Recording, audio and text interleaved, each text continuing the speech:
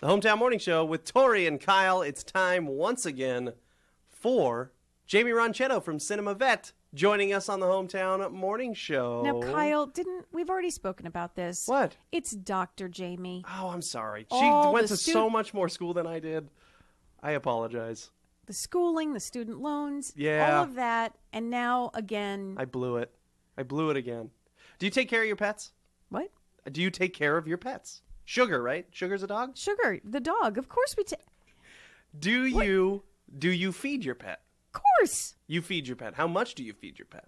About a cup and a quarter every day, once a day. But she's older, so now she's on older dog Weight Watcher food. What? Yeah, because she's not as active as she was. Okay, so we were talking with Dr. Jaimie, and we were talking about how animal obesity is one of the biggest problems in pets. And in dogs, yeah, it is. We're going to talk about that right now. Doc, thanks for joining us on the Hometown Morning Show.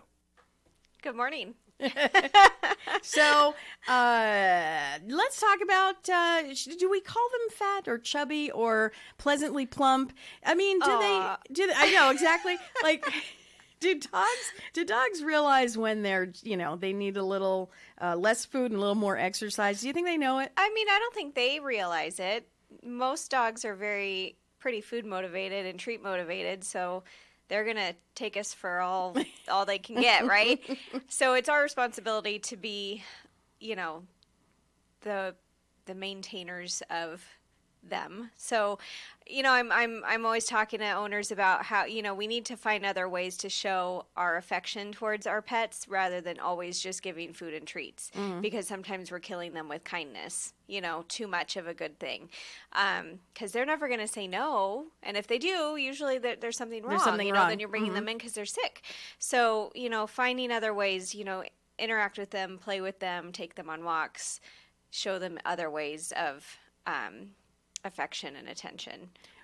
It's so hard when they look up at you. Yeah, I know. With the sweet, a problem with a dog. My grandparents had a dog, and my grandfather used to feed it from the table like all the time. Yeah. And my grandmother would have a fit, and the dog was just popping out of the seams, because it got table scraps.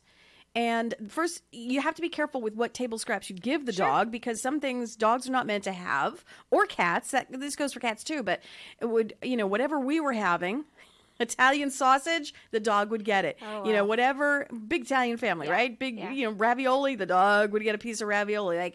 It's hard to, look at their little faces. Of course, and they know it. I mean, most of our pets have us wrapped around their little paw, and they know it. But we have to be strong. We have to be the strong ones. It's just like with human children, too. You have to be the ones to make sure you're doing the right thing by them. Pet obesity is a huge problem. And a lot of it's just too many treats. A lot of it's not quite enough exercise. Cats, it's a problem, too. Most of our cats are indoors, which is safer for them. But a lot of times then they become very sedentary. Mm-hmm. And... But aren't cats by nature kind of sedentary? Like, well, they can. They seem like they lounge around a lot. If they were outdoor kitties, in some place that it might be safer for them to be outdoor kitties, then they're hunting a lot. So it's not safe for other critters out there. What do they hunt for? Birds, lizards, mice, rats, anything like that. Ugh. Yeah. Okay. So that would keep them moving more, but obviously out here, I think it's much safer for them to be indoors. There's, hit by cars, there's coyotes, there's birds of prey out here, lots of things for them to get into trouble. Lots of coyotes, especially around here. Yeah. Mm-hmm. But yeah, it does create a problem for obesity then. So we just really have to watch the amount of food we're giving. I'm a big proponent for actually physically measuring out the food that you're giving to your dogs and cats, because a lot of times our eyes deceive us. Mm-hmm. So 1 cup, if it's a measured cup, that's one thing. But when you talk about 1 cup, sometimes owners really mean like a big gulp cup. That there's a big difference there. So being clear about how much you feed is important. Once the pet is, let's say we're not strong, we have sunken into their spell. Yes. And the pet is now chubby. Yeah.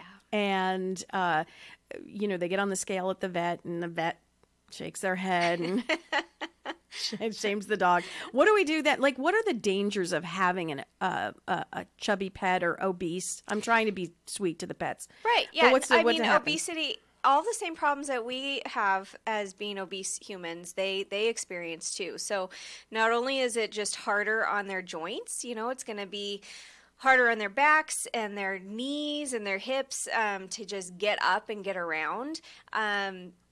That's something that you can physically see them go through. But it also leads to other internal problems, heart disease and problems with other organs. So it's just like us. The dog food is supposed to be tailored to dogs. And I'm speaking of dog food because I have a dog, so I'm a smidge knowledgeable. So dog food, if you get a good dog food, it's supposed to be tailored to the health of a dog, as opposed to a human who, when we have dinner and then we have, a box of cookies. Right. The cookies, clearly we know where the extra weight or the high cholesterol is coming from. Yeah. But in dogs, you say heart trouble, is it just from the extra weight? Because these foods are supposed to be, balanced, nutritious foods for dogs. Yeah, it is. But the problem is a lot of times we're just feeding them too much. So even going by what's on the bag sometimes may not be completely appropriate for your dog. So it's a guideline. Really? But okay. But every dog is an individual, so every dog's metabolism might be different, or they might have slightly different needs. So if your dog just generally is not as active as a different dog, they may need different quantities of food. While 1 cup twice a day or something may be appropriate for a dog that goes out on walks twice a day, a couple miles, and then another dog gets 1 cup twice a day but doesn't do anything, they're obviously not going to expend as much energy and they're going to gain weight. So I say use it as a guideline, but don't be afraid to, change it a little bit if it seems like it's not quite right for your particular pet. Well, this is where you come in. Should we talk to our vet about this kind of thing and say, I'm thinking, because we put her on the scale every visit, they get a scale weigh-in. Of course. And it seemed maybe a pound is a lot for a dog, right? A lot. Yeah, a pound makes a big difference, especially on a smaller dog. Mm-hmm. A pound can be huge.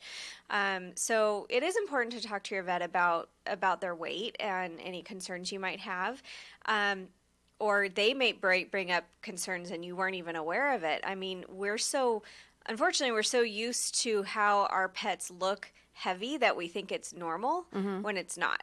So pets, when you look at them, you should be able to feel a little bit of ribs, not like protruding, but you should feel them under there. Mm-hmm. They should have a little bit of a waist, and you should be able to see like a little bit of a tuck when you look at them from the side. Mm-hmm. If you're not seeing that, if they're just kind of straight or sort of round shaped, then you're being so kind, round shaped. I hope you talk about changes. I hope when you talk about me, you use those kind words as well.